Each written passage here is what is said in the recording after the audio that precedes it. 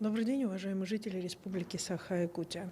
На настоящий момент мы проводим итоговый брифинг по результатам 2021 года. По результатам 2021 года выявлено 75 954 случая заболевания новой коронавирусной инфекцией, из которых 20% заболевшие дети. 96% заболевших являются невакцинированными. На настоящий момент из всех заболевших у нас выздоровело 72 358 человек, что составляет 95,3%. На лечении в стационарах получают лечение 574 пациента. Это на настоящий момент в состоянии средней тяжести 502 человека. У нас уменьшается количество наших жителей республики, находящихся в тяжелом состоянии.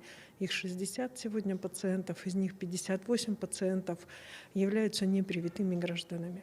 В отделениях реанимации наши врачи борются за жизнь 12 крайне тяжелых больных. Уважаемые жители Республики Саха-Якутия, на ежедневном контроле у нас остаются районы Нюрингринский, Сунтарский, Среднеколымский и Верхоянский. В целом необходимо обратить внимание, что за год жители республики, за что им благодарны, мы все справились с необходимостью заботиться о своем здоровье через процедуру вакцинации. Так, первым компонентом в республике привито 73% взрослого населения. Это привито 525 245 человек. Необходимо обратить внимание, что вакцинация явилась единственным способом защиты граждан от новой коронавирусной инфекции совместно с теми мерами оперативного характера в виде ограничительных мер, социальной дистанции, ношения масок и, соответственно, в целом тех, которых мы с вами соблюдали в течение года. Безусловно, от имени оперативного штаба я хочу поблагодарить всех жителей Республики Саха-Якутия за терпение, за понимание и за совместную борьбу с оперштабом с новой коронавирусной инфекцией.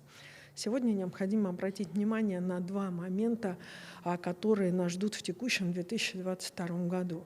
Они прежде всего связаны с тем, что, соответственно, новый штамм коронавируса уже на настоящий момент начинает появляться и в Российской Федерации. Для него характерно соответствующее более быстрое распространение заболевания.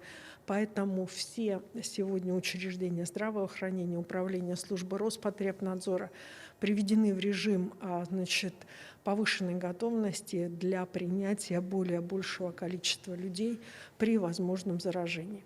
Основной акцент хотелось бы сегодня сделать и обратить внимание на тех, кто на настоящий момент выезжает из Якутска и будет возвращаться из Якутии и будет возвращаться после, соответственно, праздников новогодних, чтобы следили за состоянием своего здоровья и при первых недомоганиях обращались за медицинской помощью.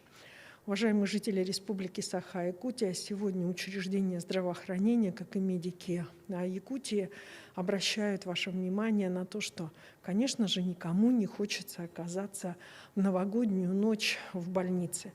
Но при этом, конечно, любое легкое недомогание всегда воспринимается как лишь бы пережить новогоднюю ночь, и, соответственно, все пройдет.